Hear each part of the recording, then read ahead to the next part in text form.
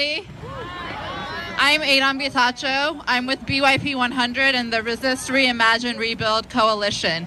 So this coalition is an organization, a coalition of 30 organizations across the city, labor and community groups that came together after the election of Donald Trump in November 2016. And part of the reason we all came together is because we felt like this moment in particular called for an intersectional approach, called for various of us to come together and think about how our struggles are actually the same struggle.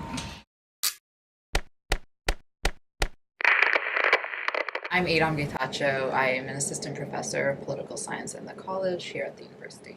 The Resist, Reimagine, Rebuild Coalition, which is a coalition of labor and community organizations in the city of Chicago, responded to a call of solidarity by BLM in Sacramento, which called for a National Day of Action to help support their calls for justice for Stephon Clark, who'd just been murdered 2.5 weeks ago. And it was called in part on April 4th because that also marks the 50th anniversary of Martin Luther King's assassination. And so the coalition and its kind of member organizations responded to this call by trying to highlight both the ways that police violence affects people in the city of Chicago, but also that state violence isn't just about police shootings, but a lot of different practices that include kind of deep forms of economic inequality, segregation, underinvestment in public education, mass incarceration, etc. I helped a little bit with the planning of the event, making sure we had speakers and coordinating, sending out a press release, and also kind of represented the coalition on the list of speakers last night. So a lot of my work is on thinking about the history of racism and in a kind of global context, and in part about the central role of the United States as the kind of superpower continues to play in structuring inequality globally and domestically along racial lines. You know, I think like as members of the university community, we have to think very hard and seriously about what our relationship is to the South Side of Chicago. From my experiences like doing canvassing and other kinds of things, in Woodlawn especially, the primary encounter that people have with the University of Chicago is through the police.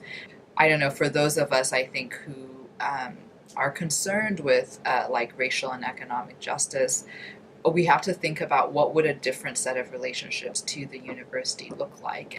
There are a variety of different campaigns under that. One is the Expanded Sanctuary, that's trying to think about what a sanctuary city would actually look like, which requires, abolishing the gang database, where 90% of the people on the database are Black and brown people, which funnels and fuels deportation. It requires a living wage in the city of Chicago, the fight for 15. It requires no cop academy and investment in public education rather than in police. For the first 22 years I was on this planet, Jim Crow was legal throughout the United States. They made it illegal in 1964. 4 years later, as you know, Dr. King, the leader of that movement, was murdered by racist assassins. What has this got to do with anything? Well, it just shows us that this problem is long and abiding and deep. I talk about what's happening to my people, Native people. We're being killed by the police. We are likewise dealing with poisoned water.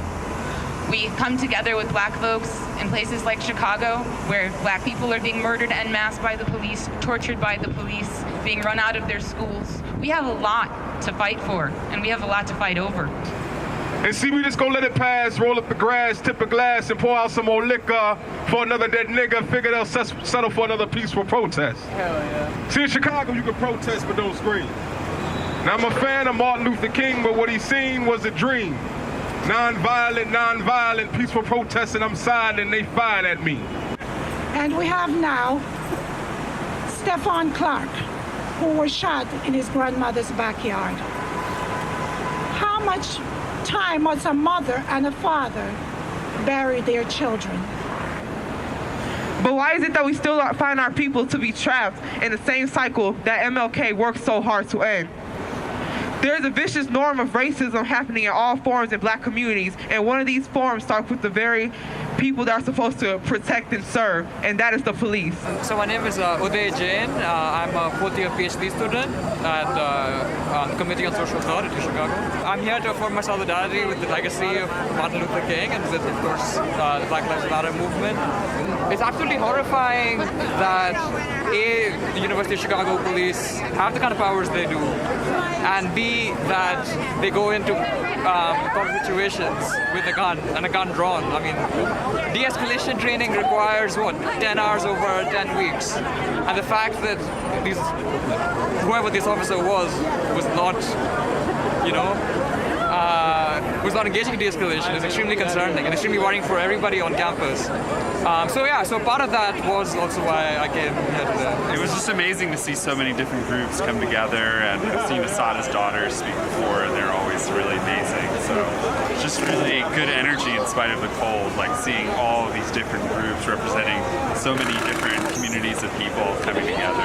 What happened at the University of Chicago with the shooting of a student is emblematic of what we see around policing in other contexts, which is that like certain kinds of responses, mental health support, or there are no alternatives except to call 911, and like we have to create alternative kinds of responses in our communities. And we have to disarm police. Yeah. That's it.